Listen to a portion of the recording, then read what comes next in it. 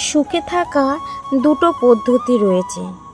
পরিস্থিতিকে বদলে দাও, নয়তো পরিস্থিতিকে বুঝে নিজেকে বদলে নাও। কিছু কিছু মানুষ ভাবে আমি বোকা, অথচ আমি জেনে বুঝে হেরে যাই। কখনো কখনো জেতার চেয়ে হেরে যাওয়ার মধ্যে আনন্দ বেশি থাকে। গুড মর্নিং, সবাই কেমন আছো? আশা করি ভালো আছো, সুস্থ আছো। হ্যাপি লাইফ টুম্পার ঘরেতে তোমাদের সবাইকে স্বাগত। আমি নদিয়া জেলার ছোট্ট একটি গ্রাম থেকে আমি টুম্পা। আমার নতুন একটা ব্লগ ভিডিওতে তোমাদের অনেক অনেক স্বাগত।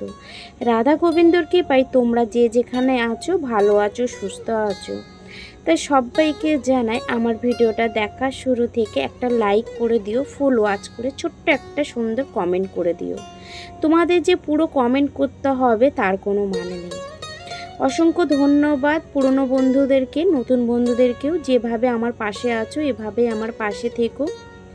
সকালে আশেপাশে কাজ আমি সবে সেরে নিয়েছি। দেখো আমার গাছগুলো কতটা সুন্দর হয়েছে। তা সেরকমই মানুষ বলে কথা না, গাছ, পশু পাখি, সংসার যেমন যত্ন করবে সেরকমভাবেই তৈরি হবে, তাই না? কিছু কিছু মানুষের কিছু কিছু কথাতে না মনটা ভেঙে যায়, কিন্তু মনটা ভাঙলে হবে না, নিজেকে আবার শক্ত করে সেই জায়গা থেকে আবার দাঁড়িয়ে যেতে হবে। মন ভেঙে যদি তুমি তার সামনে দাঁড়াও বা তোমার মনের দুঃখ কষ্ট জানাও প্রত্যেকটা মানুষকে, তাহলে তোমার সুযোগে সদ্ব্যবহার করবে। তা দেখো, সুযোগে সদ্ব্যবহার করা সেই জায়গাটা কিন্তু কখনোই দেওয়াটা উচিত না। কারণ আমার হাজব্যান্ড কাজ করে বলে অনেকের অসুবিধা হয়। তাই সংসারের যদি আমার হাজব্যান্ড আমার হাতে হাতে যদি একটু কাজ করে তাতে কি সমস্যা আছে, তাই না? আমাদের কথাতেই আছে একসাথে তালে তাল মিলিয়ে, হাতে হাত মিলিয়ে, কাঁধে কাঁধ মিলিয়ে যদি তোমরা কাজ করো, প্রত্যেকটা সংসারে কিন্তু অশান্তি আছে, ঝগড়া আছে, কিন্তু সেটা সবাইকে মিলে যদি সামলাও, সবাই যদি সমাজ সেই জায়গাটাকে যদি সুন্দরভাবে সামলায়, তাহলে সেই সংসার, সেই পরিবার একদম হাসি খুশিতে ভরে উঠবে। কখনো পাঁচটা লোকে বাজে কথা বলতে পারবে না। আমার স্বামী আমার হাতে কাজ করে দেয়, তাতে সমস্যাটা কি? তোমাদের স্বামীদেরকেও বলো যে তোমাদের কাজ করে দিতে। তা যাই হোক, মিলেমিশে থাকাটাই কিন্তু একটা সংসার, তাই না? আমার হাত থেকে দেখো কেমন পড়ে গেল কৌটোটা, ভীষণ রাগও হচ্ছিল। তাড়াতাড়ি কাজের সময় যখন প্রত্যেকটা জিনিস কেমন একটা পড়ে যায়, দুর্ঘটনা ঘটে যায় না, তখন আর ভালো লাগে না। তখন মনে হয় যে বেলা বাড়ছে, আমার তো কাজ করতে হবে, তাই না? গরমও বাড়ছে। তো সকালে উঠে কিন্তু একটু রেস্ট পাওয়া হয় না। সকাল থেকে স্টার্ট হয় সেই যে কাজ করা। আর কি করব বলো তো? অনেক দিন ধরেই ভাবছি অ্যাকোয়ারিয়ামে আমি জল দেব। মেয়ের বার্থডেতেই দিয়েছিলাম, আর দেওয়া হয়নি সেরকমভাবে। তবু মাছগুলো এতটাই ভালো, সেরকমভাবে যত্নই নেওয়া হয় না। কিছুদিন পর পর মেডিসিন দেওয়া হয়, সেরকমভাবে কোনো যত্ন নেওয়া হয় না। কিন্তু দেখো, আমার এরকম মাছ ভীষণ ভালো লাগে। আমার অ্যাকোয়ারিয়াম তখন থেকে কিন্তু এরকম মাছ আমি পুষি। আমার ভীষণ ভালো লাগে। এই অ্যাকোয়ারিয়ামে তাকিয়ে থাকলে না আমার মনটা সত্যি বলছি ভীষণ ভালো হয়ে যায়। তা দেখো মাছগুলো কি সুন্দর আনন্দেই ঘোরাফেরা করছে। অনেকটা জলই শুকিয়ে গেছিল, জল দিয়ে কিন্তু ভরাট করে দিয়েছি। দূর থেকে কি সুন্দর লাগছে। আর আমার সোনা দেখো, আমার নাতনি অ্যাকোয়ারিয়ামের সামনে ভীষণ সুন্দরভাবে দাঁড়িয়ে একটা ভীষণ মনোরম হাসি দিচ্ছে, তাই না? তা দেখো, ও কিন্তু ভীষণ ভালো, জানো তো।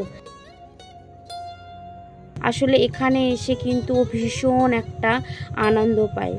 কাছাকাছি বিয়ে হয়েছে তো, আর আমার দিদুন বুড়িটা যদি একটু আসে না, ভীষণ ভালো লাগে আমাদের। দেখো, ওকে আয়না দেখাচ্ছে গুবলু সোনা, আর ভীষণ সুন্দরভাবে তাকিয়ে রয়েছে। কি ভালো লাগছে দেখো। এই ছোট ছোট দুষ্টুমিগুলো কিন্তু আমরা একদিন, ওরা বড় হয়ে যাবে, খুব মিস করব, তাই না? একদিন আমার মেয়েটাও খুব ছোট ছিল, পোলো সোনাকে দেখে না আমার তার কথা খুবই মনে পড়ে। একদিন আমি যেরকম এখন আমি দৌড়ঝাঁপ করি, সেই সময়টা না আমার মেয়ের জন্য আমি দৌড়ঝাঁপ করতাম, খেতে পেতাম না। অ্যাকচুয়ালি আমি নিজের হাতে কাজ করতাম তো, একাই সংসার। তা মেয়েকে সামলাতে সামলাতে সকালের খাওয়া দুপুরে হয়ে যায়, দুপুরের খাওয়া বিকালে হয়ে যায়। আর আমার পোলো সোনা দেখো কি সুন্দর ঝাঁট দিচ্ছে, দেখেছো তো, একটু ছোট ছোট কাজের মাসি হয়ে গেছে। সবাই যা করে ওরও করতে হবে সেই কাজটা। তা দেখো ওই বারণটা তুলে ও কিন্তু অনবরত ঝাড় দিয়ে যাচ্ছে, ভীষণ ভালো লাগে তাই না? এই তো কাশি উঠেছে, কাশি। সুস্মিতার লাইভ দেখছি, সুস্মিতার এই যে কানে হেডফোনে শুনছি, আর ফোনের ভিতরে ব্যাগে অন আছে। সরি, ফোনের ভিতরে ব্যাগ অন আছে না, মানে ব্যাগের ভিতরে ফোনটা অন রাখা আছে। সব ভুলে যাচ্ছে ওর দিদি লাইভে ঢুকে। এইদিকে আমি বাড়িতে চলে এসেছি, আর বাড়িতে এসে যে রান্না করতে হবে তার আগে কিন্তু আমার মা আমার জন্য ভাত কিন্তু করে রেখে দিয়েছে। তাই ভাবলাম বাড়িতে এসে একটু মাছের ঝোল করলেই কিন্তু হয়ে যাবে। তা বাড়িতে এসে ফ্রেশ হয়ে বসে কিন্তু মাছের ঝোলটা করতে আসলাম। বেশি কিছু রান্না করব না, চলো তোমাদেরকে তো একবার দেখিয়ে দিই। ফুলকপি দিয়ে মাছ করব। ফুলকপি খাবো ভাবছিলাম, তাই সুব্রত এর আগের দিন একটু সন্ধেবেলা বেরিয়েছিল, তাই ফুলকপি নিয়ে এসেছিলো, অনেক বাজার করেও নিয়ে এসেছিলো। তাই ভাবলাম মাছের ঝোল দিয়ে, মানে মাছ দিয়ে কিন্তু ফুলকপি দারুণ লাগবে। একটা যদি মাছের ঝোল করে নিই তাহলে কিন্তু ভীষণ ভালো হবে, জানো তো। আসলে মাছও কিন্তু বেশি ছিল না, আগের দিন যেহেতু মাছ নিয়ে এসেছিলো তো ওখান থেকে আমি একটু 3 পিস তুলে রেখে দিয়েছিলাম। আসলে আমরা গৃহবধূরা কি বলতো, যদি একটু বুঝে চলি না তাহলে কিন্তু সংসারে অনেক এক্সট্রার যে খরচটা আছে সেটা কমতে থাকবে। 3 পিস মাছ আমার যদি একবেলা হয়ে যায়, রাতে কিন্তু আমি সিদ্ধ ভাতও খেতে পারবো, তাই না? দুপুরেরই তো ব্যাপার, দুপুরে একটু মাছ হলে আর কি চাই।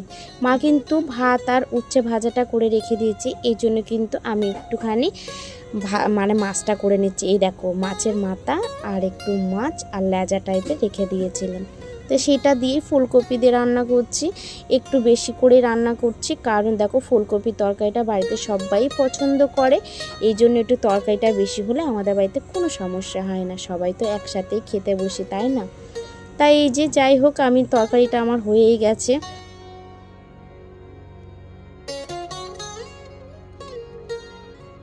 আর এইদিকে দেখো মা এদিকে এসে দেখি শাকটা ভাজছে, কারণ মাও ওইদিকে আমার কিছু রান্না করে দিয়েছে, আর এদিকে মা তারপরে রান্না করছে। যথারীতি প্রত্যেক দিনের ন্যায় আজকেও চলে এসেছি দুপুরের খাবার নিয়ে তোমাদের সামনে। রান্না কি হলো সেটা তো দেখতেই পেয়েছো, মানে সব রান্না দেখানো হয়নি, শুধু মাছের ঝোলটাই দেখানো হয়েছে।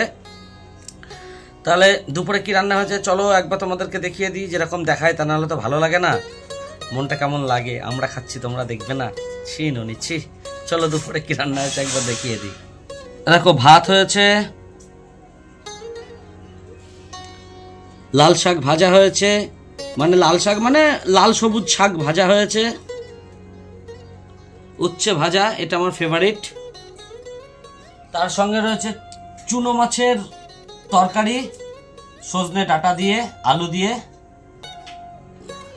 আর রয়েছে ভাঙা সিলভারের গামলাতে রুই মাছের ঝোল। এটা হয়েছে কি দিয়ে বলো তো, ফুলকপি দিয়ে, আর সঙ্গে রয়েছে লেবু। তার সঙ্গে রয়েছে আমাদের গুবলো। চেয়ারটা দেখেছো একেবারে, কেন গুবলু বলে ডাকি বুঝতে পেরেছো? এই কারণে গুবলু বলে ডাকি। বাবা তোমার নাম কি? তোমার নাম অয়ন্তিকা? না না, ওই যে তোমাকে বাড়িতে আমি কি বলে ডাকি, ভালো করে বলো। ভোদো। তাহলে আমরা খাওয়া দাওয়া আরম্ভ করে দিয়েছি, এই যে খেতে বসে পড়েছি। তাহলে খাওয়া দাওয়া করে নিই, তারপরে আবার অবশ্যই তোমাদের সঙ্গে কথা বলবো মানে কি, মানে ভিডিও করে দেখাবো তোমাদেরকে। মা দিদি আছে বলে আমি বাইরে বেরিয়েছিলাম, ওরা কিন্তু আমার অনেক কাজ আগিয়ে রেখেছিল। বাড়িতে এসে একটু শান্তি পেলাম যে অন্তত মা আর দিদি মিলে তো অন্তত আমার কাজগুলো তো এগিয়ে রেখেছে। সত্যি বলছি, মা দিদির একদম তুলনা হয় না। আর এইদিকে দেখো আমার এই গাছটাতে কিন্তু অনেকগুলি কাঁঠাল হয়েছিল, তা কাঁঠালগুলির মধ্যে কিছুটা কাঁঠাল মানে ইঁচড় করে আমাদের খাওয়া হয়ে গিয়েছে, আর এই 3টেই রয়েছে। তাহলে আজকের মতন ভিডিওটা এখানেই শেষ করছি, সবাই ভালো থেকো, টাটা।